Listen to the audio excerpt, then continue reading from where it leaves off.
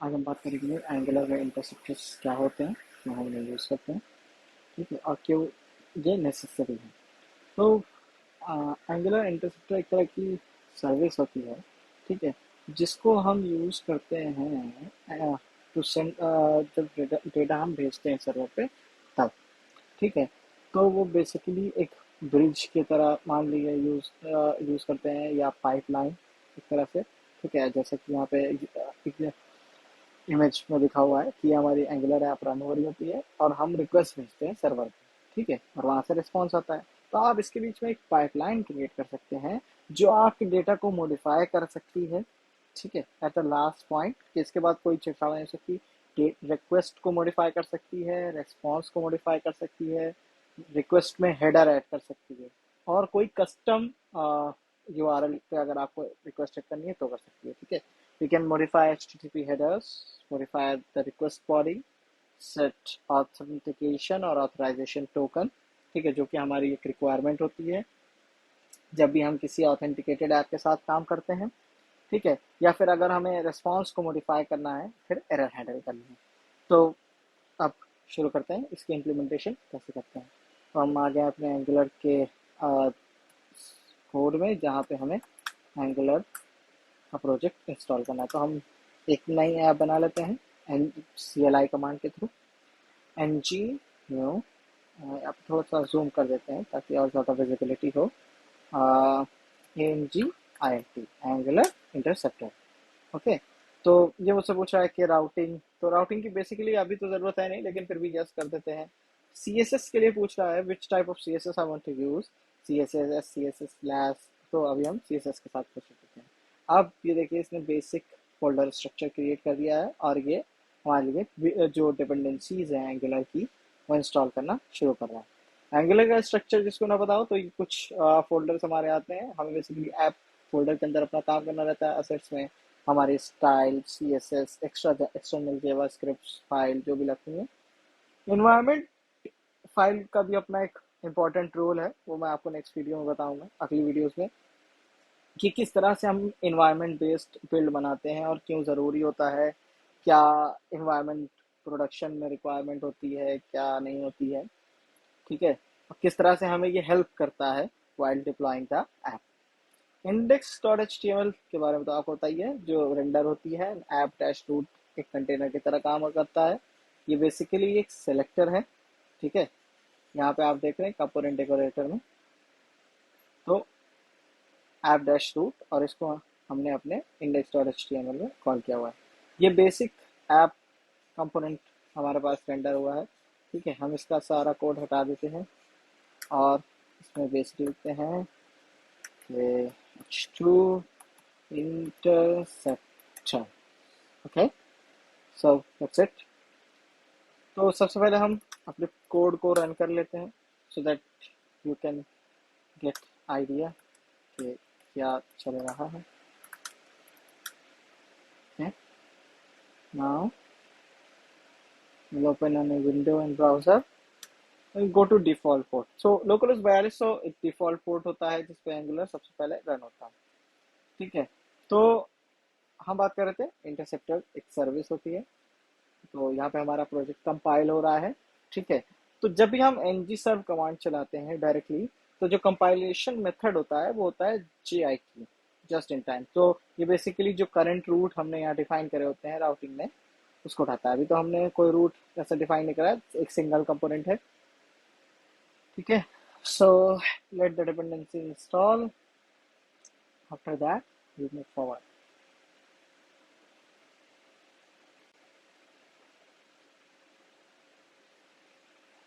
Compiling, building the project,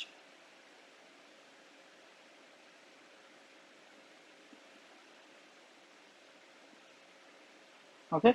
सो ये हमारा app compiler है, ठीक है, इंटरसेप्टर।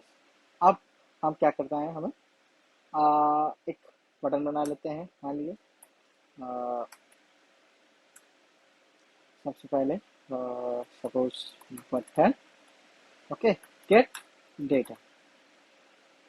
इसके क्लिक पे हम एक फंक्शन को कॉल करते हैं, get data from API. Okay, सो ये एक मेथड हम लोगों ने बनाया है। इस मेथड को हम अपनी टीएस फाइल में डिफाइन करेंगे। Here it is. यहाँ पे अभी देखिए, जब आप एंगुलर का प्रोजेक्ट रन करते हैं तो ऑन इनिट फंक्शन खुद में आता है, ठीक है। तो implements on in it, okay, and we can include it in G on, that's it. So अब हम यहाँ पे क्या करते हैं, सबसे पहले यहाँ पे अभी तो कंसोल लिख लेते हैं कि हमारे बटन के क्लिक पे ये फंक्शन काम करना चाहिए। Okay, so here I am, that's it. Okay, so once we open inspect get data, as you can see ये कंसोल प्रिंट हो रहा है, यानी कि ये हमारा फंक्शन कॉल हो रहा है। ठीक है, अब हम बेसिकली एक ओपन रूट कोई भी ढूंढ लेते हैं जो हमें कोई फ्री डेटा रिटर्न कर पाए। ठीक है, डमी एपीआई फॉर टेस्टिंग। ठीक है, तो आप कहीं पे भी जाएंगे और लाइक दिस, यहाँ पे एक बेसिक रूट लिखा हुआ है। ठीक है, सो ये एक गेट की एपीआई है, Jason place holder dot com dot TP code, जो हमें एक जेसन डेटा रिटर्न करेगा। ठीक है, हम इस एपीआई को अपने प्रोजेक्ट से कॉल करते हैं, जिसके लिए हमें सबसे पहले बनाना होगा एक सर्विस। ठीक है, N G, G for generate, S for service. Suppose हम कॉल करते हैं ऐप। ठीक है, सो करेंटली मेरा नोट का वर्जन डाउन है, इस वजह से ये एरर आई। तो हमने 12 वर्जन यूज़ कर लिया। Now app service. ठीक है, तो ये एंगुलर आईएनटी में कमांड रन करना था। तो अब देखिए, इसने दो फाइल जनरेट करी, ऐप सर्विस डॉट टी और app dot service dot spec dot T. ये बेसिकली टेस्टिंग पर्पस के लिए यूज होती है, तो करंटली अभी हम इसे अवॉइड करेंगे। अब यहाँ आते हैं और कहते हैं get data from server. Server किसी के भी सर्वर से है, मतलब अभी हम इसको कोई स्पेसिफाई नहीं कर रहे हैं। सो हम लोग यहाँ पे लिखते हैं this dot H T T P. अब H T T P define नहीं है, तो एक डिपेंडेंसी होती है H T T P client. ठीक है, private H T T P, H T T P client, sorry, H T T P. Okay, let me check from my code.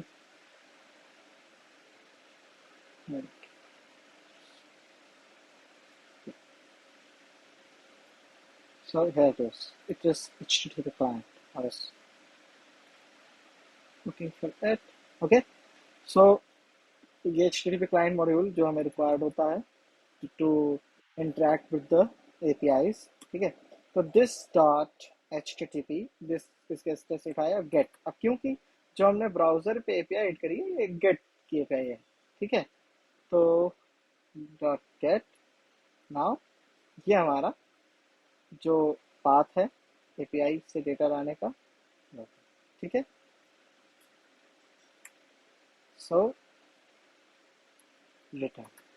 अब ये जो डेटा रिटर्न करेगा ये एज अ ऑब्जर्वेबल रिटर्न करेगा। Okay, तो अब हम एक कोड लिखते हैं जो इस सर्विस को सब्सक्राइब करेगा। ओके, सो हम कंस्ट्रक्टर को इंपोर्ट कर लेते हैं।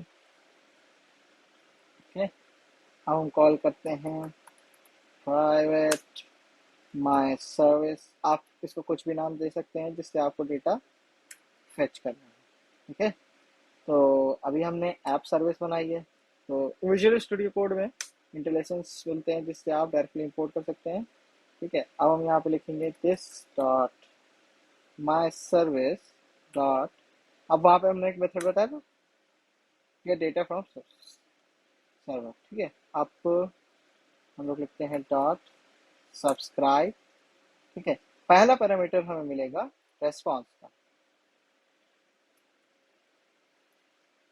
जिसे हम यहाँ पे प्रिंट कर लेते हैं। Second parameter is error. Suppose कोई ऐसी सर्वर एरर आती है तब हम अभी के लिए क्या करेंगे, कंसोल डॉट लॉग, यहाँ पे पूरे रिस्पॉन्स को हम प्रिंट करा लेते हैं। ठीक है, और यहाँ पे हम एरर को प्रिंट करा लेते हैं। That's it. ओके, सो अब हमारा प्रोजेक्ट रन हो रहा है। हम चल के देखते हैं कि हमारे ये जेसन हमें क्या रिटर्न कर दिया। ओके, सो यहाँ पे दे रहा है एक एरर कि आपने HTTP क्लाइंट मॉड्यूल को एज अ प्रोवाइडर तो ऐड ही नहीं करा है। तो हम बेसिकली यहाँ जाएंगे, जब भी हम कोई एक्सटर्नल मॉड्यूल यूज करते हैं तो उससे हमें इंपोर्ट करना होता है ऐप डॉट मॉड्यूल डॉट में। यहाँ पे लिखेंगे हम HTTP क्लाइंट मॉड्यूल। ओके, सो ये कुछ प्री रिक्वेस्ट होती हैं जो हमें फॉलो करनी होती हैं।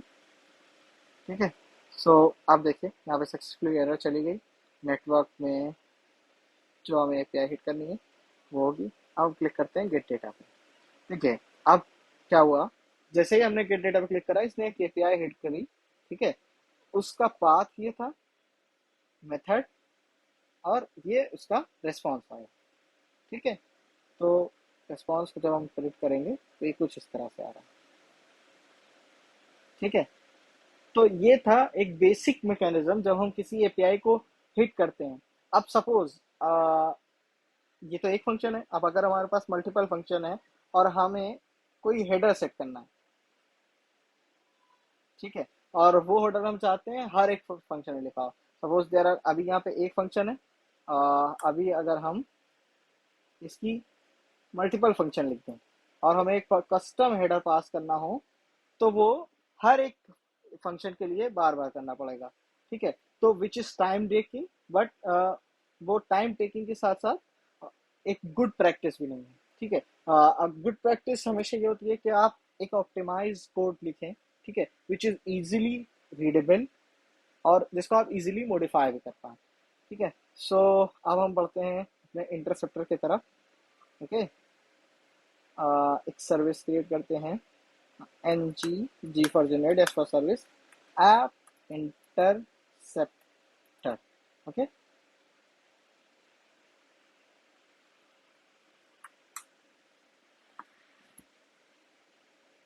यहाँ पे एक सर्विस क्रिएट हुई, ऐप इंटरसेप्टर सर्विस। ओके, तो यहाँ पे कुछ हमारा बेसिक कोड लिखा पहले से रखा हुआ है, हम उसे कॉपी कर लेते हैं। आई विल एक्सप्लेन कि ये किस तरह से काम कर रहा है।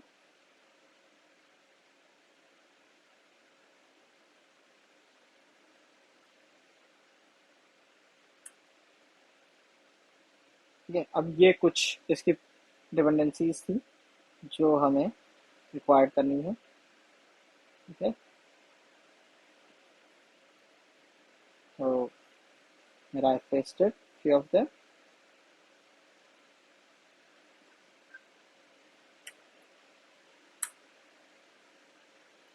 तो इन्वायरमेंट बेसिकली आ गया। ठीक है, base URL is like you have to define a property जो सपोज जो भी हमारा URL था। ठीक है, अभी मैं एक चीज़ एक्सप्लेन कर दूंगा, थोड़ा सा कंफ्यूजिंग हो रहा होगा, so please bear for like 5 minutes। Okay,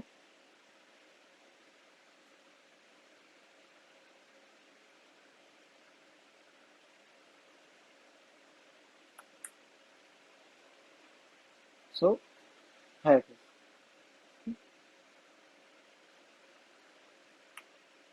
my token, my user।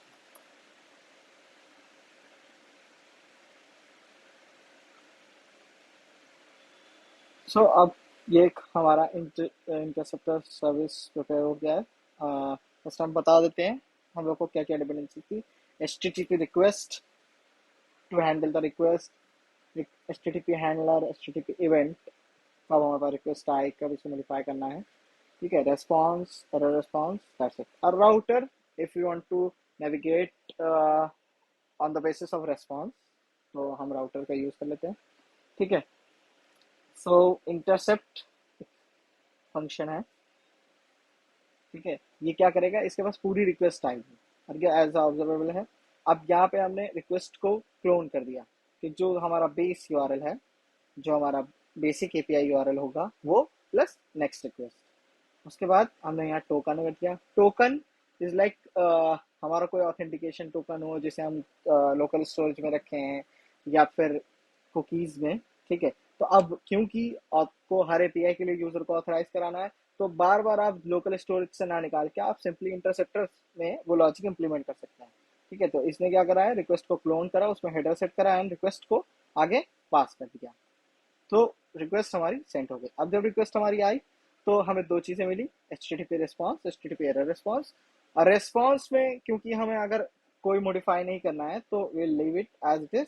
और एरर के केस में अगर कोई अननोन एरर आती है या सपोज एक बेसिक लॉजिक है कि 401 या 403 की अगर एरर आई which is mean to unauthorise, तो हम सिंपली उसको लॉग आउट करा देते हैं और ऑथ या जो भी हमारा ब्लैंक अनऑथेंटिकेटेड रूट होता है उस पर रिडायरेक्ट कर सकते हैं, ठीक है। तो ये तो था इंटरसेप्टर का core file, that how we write code, that's it. And now अब हम इसको अपने ऐप मॉड्यूल में इम्प्लीमेंट करते हैं, ओके। सो थोड़ा सा कोड मैं कॉपी कर रहा हूँ अपने एग्जिस्टिंग इम्प्लीमेंटेड लॉजिक से, ठीक है। HTTP इंटरसेप्टर्स लाइब्रेरी है जो एंगुलर हमें प्रोवाइड करती है, ऐप इंटरसेप्टर सर्विस जो हमने इम्प्लीमेंट करी हुई है, ठीक है। इसमें हमारा कोर लॉजिक है on the basis of our need. And now we have in providers, providers पे हम सर्विस प्रोवाइडर लिखते हैं, ठीक है। तो हम लोगों ने अपना सारा लॉजिक लिखा है, ठीक है। अब हम पुट करते हैं इसको। सो ये देखिए अभी भी ये JSON placeholder typicode dot count todos पे गया, ठीक है। लेकिन अब डिफरेंस क्या है कि जो ऐप इंटरसेप्टर है यहाँ से हमारा बेस यूआरएल हुआ, ठीक है। अगर हम अपने एपीआईज में पूरा यूआरएल लिखेंगे सपोज इन दिस, ओके, तो हमें मल्टीपल टाइम उसका जो बेस यूआरएल है किसी भी जाहिर सी बात है, आप जब एपीआई हिट करेंगे तो किसी एक पर्टिकुलर सर्वर पे करेंगे, ठीक है। तो अभी क्या है, दिक्कत है कि अब अगर मान लिया यहाँ पे हम डेटा फेच कर रहे थे, ठीक है, अब हमें डेटा पोस्ट करना हो, okay, suppose there is a function like save my data, और अब हमें फिर से एक एपीआई हिट करनी है, तो this dot http dot post blah blah blah, okay. So this is suppose my name,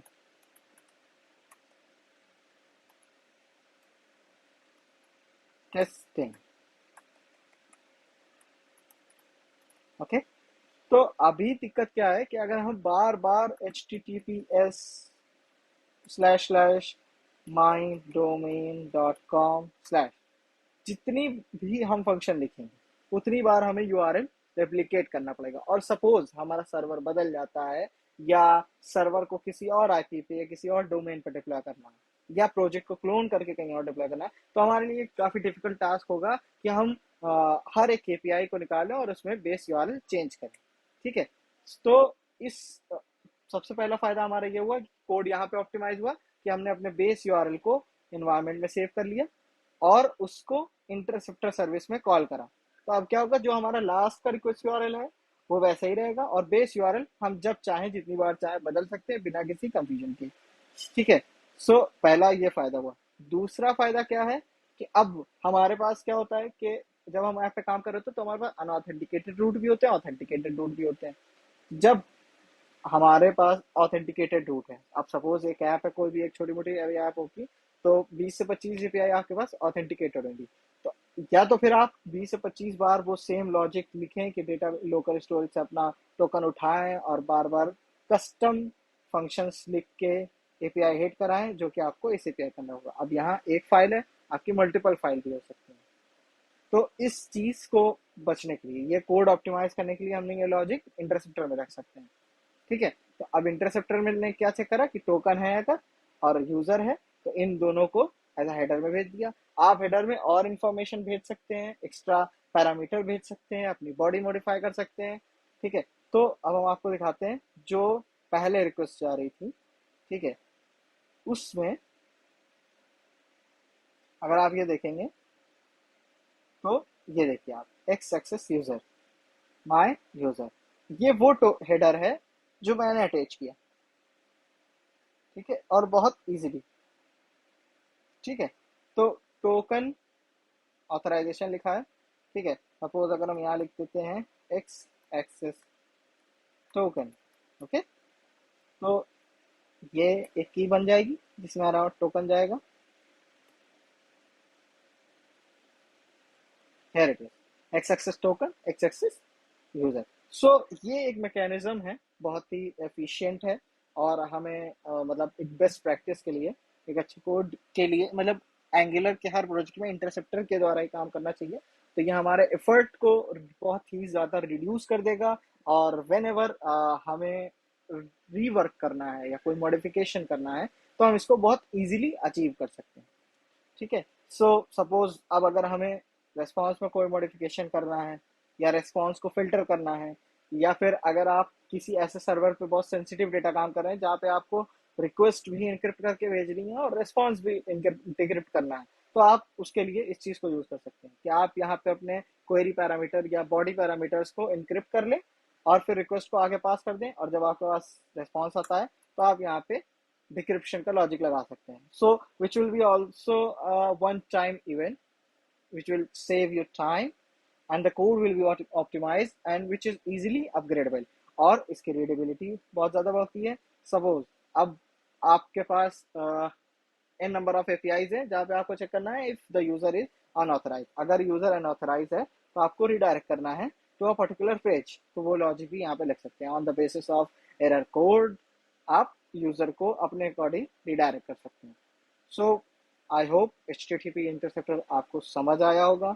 जिस किसी को भी कोई दिक्कत हो तो वो कमेंट में मुझे शेयर करें, जहाँ चीज़ें ना समझ में आई हों वहाँ बताएं। पर्सनल स्लॉट अवेलेबल हैं to teach you on Saturday and Sunday.